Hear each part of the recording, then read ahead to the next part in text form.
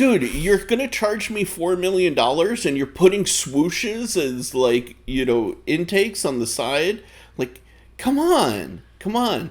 That thing should speak for itself from a mile away.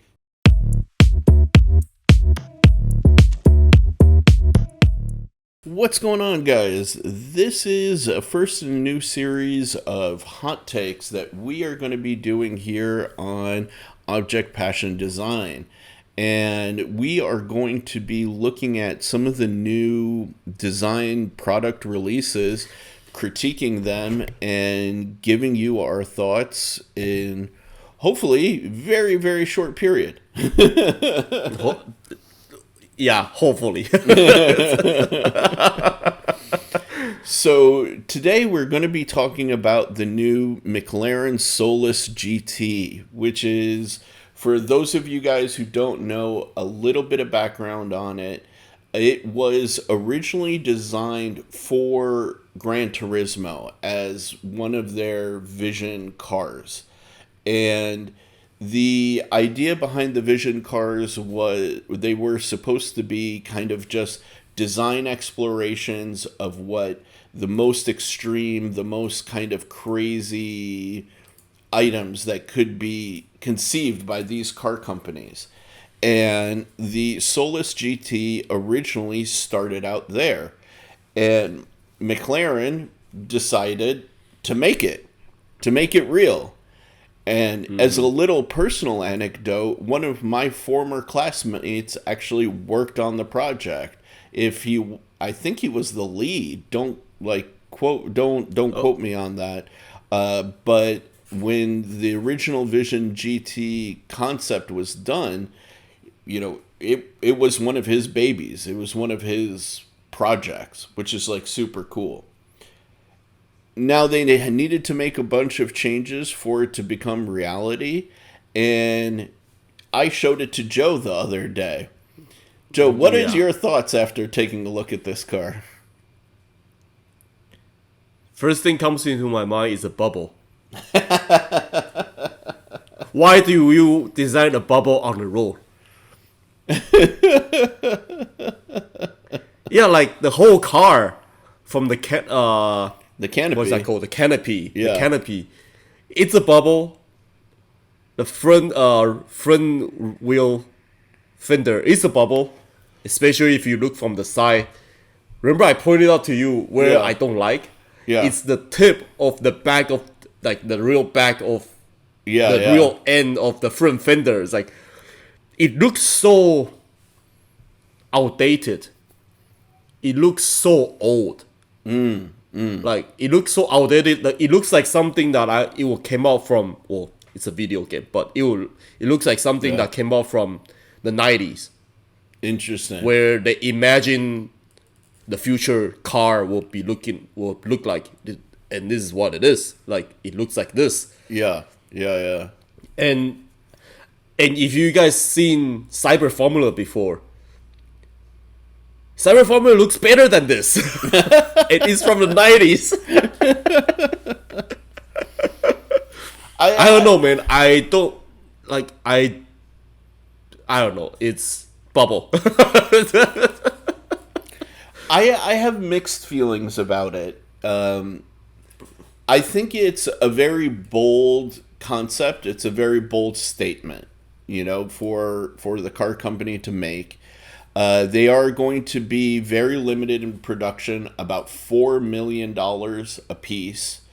It's going to enter into that hypercar territory where it will not depreciate in value as time goes on. It's one of those kind of things. And I think there's a lot of challenges with doing a car of that style. If you look at a lot of cars that try to do that sort of F1-ish inspired, where the front of the car has, exposed suspension elements and, all of that, they usually don't look good when they're done like in road car form, Like the Aston Martin Valkyrie, isn't it? Is it? No, yeah, the Valkyrie, but the Valkyrie isn't as No, extreme.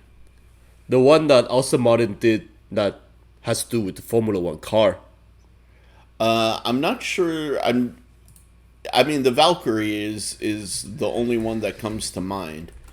But anyway, that's other story. Yeah, but there's been a number of cars that have attempted this sort of covered open wheel kind of approach, and they're usually like just absolute failures in terms of visual appeal.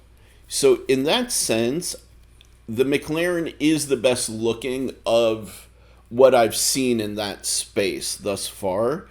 But there are just some odd things that are going on with it. Yeah, a lot of odd things that is going on with it. Yeah, I'm with Joe. Yeah. The canopy feels like oddly too bubbly, which is I wouldn't have expected to say. The point where the front of the windshield kind of angles down to meet the bodywork feels a little too far forward for my liking visually. Yeah. It's way too forward, way too front. They put a big vertical post like right in the middle of the car, which is supposed to give you that like F1 sort of feel from the Halo system. And I don't think it was necessary for them to do that at all. Yeah. This is not a F1 car, and Yeah. you are not open wheeler, and this is not for if you say okay, this is for safety regulation. Or of course, but this is not. This is just for look. Why? Yeah. Like I feel like they could have executed that a bit differently. Yeah. And the one thing that absolutely pisses me off in the car. I know exactly what you're thinking. Joe's exactly going to say Yeah. it, because this is my constant rant with McLaren, and it's one of the reasons why I hate a lot of McLaren designs. Behind the canopy, they have two air intakes that are shaped to look like the McLaren logo. And McLaren just seems to jerk off all over their cars and spray their logos all over the designs for some reason. And it's disgusting. It's annoying, and it doesn't add anything visually to the designs of the cars at all. And I don't understand why they persist in doing this, but have some pride in your design. Have some pride in your design. You don't see Ferrari putting Ferrari logos like hidden as little Easter eggs all over their cars. You don't see Lamborghini doing some stuff like that. Just because you have a nondescript swoosh doesn't mean you should put a swoosh everywhere you can with the entire car. It sucks. You are not Nike. You are not shoe company. Thank you. You're a car company. Dude, you're going to charge me $4 million and you're putting swooshes as, like, intakes on the side? Like, come on. That thing should speak for itself from a mile away. You say, that's a McLaren. That looks like crazy. That looks beautiful. I don't need a logo that's like easily, a square foot to be able to know that it's a McLaren. Yeah. So it's just the graphic doesn't work, man. The graphic doesn't work, and the graphic on you by using logo as one of your graphic treatments. Okay, graphic design 101. Do not use logo on your graphic design treatment. Thank you. If you really need it, just use a hint. Don't use the whole thing. Dude, and that's graphic design 101. Over, man. And you don't see any other brand do it. And then don't put it so big. It's ginormous. It is. Graphic design 101. Remember, don't use your logo as big as this McLaren. It's so distracting to me visually. It breaks up in otherwise like clean surfacing and kind of compelling design to say, "Look at me, McLaren," and it's like, bro, I have a McLaren logo on my car. Yeah. Okay, who cares? It's like, like I have a small logo here for Carhartt on my shirt. It's like this would be my entire chest. You like, Yeah. no, you don't. It's the difference between like a nice polo button down with the polo logo versus you see the people who wear like the polo like golf shirts and it has like the giant horse and rider like polo player on their back. And it's like, bro, I don't need to be advertised from a mile away that you are wearing a polo shirt. It looks classless. And especially for a $4 million car, like McLaren, stop it. Just stop. Just stop. Seriously. Seriously. So I don't know, man. It's an interesting car. It's very interesting. I want to see it in person before I give a true final verdict about the proportion and in styling. person. Yeah. Maybe in person will make me change my mind, but I doubt it. I'll say I love the front end graphic treatment. I think it looks really good. I like it from a front 3/4. I like it from a rear 3/4, and even the rear is mad. I'm such a big fan of what they're doing with their rear wings. The rear is good, I gotta say. Yeah. Yeah, how the rear wing drops down kind of like LMP car style and integrates into the floor.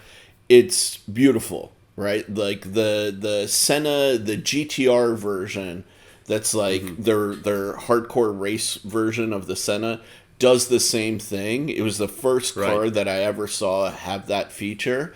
And it's like, dude, I can't look at a normal Senna anymore. Like, the normal Senna just does, it looks unfinished after you've seen that, you know? By the way, the Senna is probably the best looking, in my opinion, of all the McLarens, you know? But specifically the GTR. That wing needs to interconnect down to the floor, man. It just does. Kamiya, you hear us. Make a GTR version of this car. Yeah, seriously. But man, like there are definitely some really beautiful, elements, really good looks to the car. It's just the canopy doesn't feel resolved properly yet. The side view, the silhouette just doesn't feel right. Yeah. In the first half. Yeah. The second half, it's alright. Unless it's alright without looking at from the top. Yeah. It's very interesting because a lot of McLarens, a lot of modern McLarens are designed almost from the start from the top view. So that's why you see a lot of interconnecting lines in the McLarens, and you see a lot of motion from the top view. But yeah, I don't know. Let us know down in the comments, what is your take? Am I personally blowing up this whole McLaren logo thing? Do you guys like seeing these little quote-unquote Easter eggs of the logos intermixed throughout the car? Or am I just old school? This is not even Easter egg. It's right in your face. It's true. It's so true. I don't know, man. I see stuff like the new De Tomaso. I see stuff like the Daytona, the new Daytona. Oh, Daytona.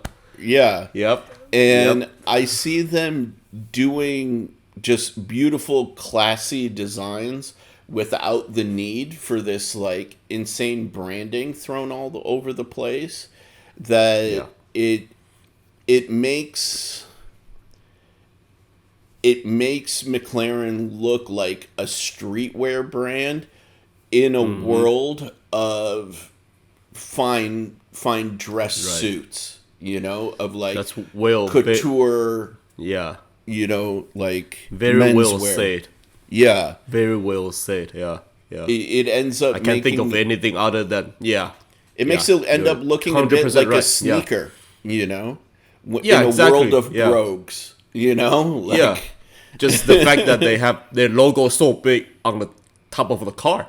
yeah, yeah, exactly. And I mean, for me, when you look at the new De Tomaso, every detail is so beautifully considered that you see that thing from a mile away and you're like, that's a new De Tomaso. It's stunning, everything is perfect. And then you see this, and mind you, a De Tomaso is like less than $1 million. And then you see this thing. Yes, it's a track weapon. It's meant for being extreme. It's kind of a closer equivalent would be like a Ferrari FXX K Evo, right? Yeah, But yeah. even the Evo looks more refined, more sort of, I don't know, in a sense special, It looks like a machine, like attack machine. Yeah, yeah. Yeah. And that's where I feel McLaren is kind of lost a little Lagging. bit to their Yeah. competitors here. They're not quite there on those fine details that really make the thing that next level, Yeah, agree. 100% agree. Yeah. So, that's our hot take on the new McLaren Solus GT. Drop us down some comments below. Let us know what you think about this hot take on the design. Is it McLaren's new Halo car, or is it, a piece of crap? Yeah.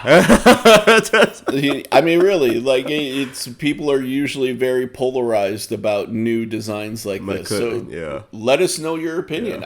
We're gonna read all of them, and please don't forget to like and subscribe. This is a new channel for us, and we are trying to make it grow. So we definitely appreciate it.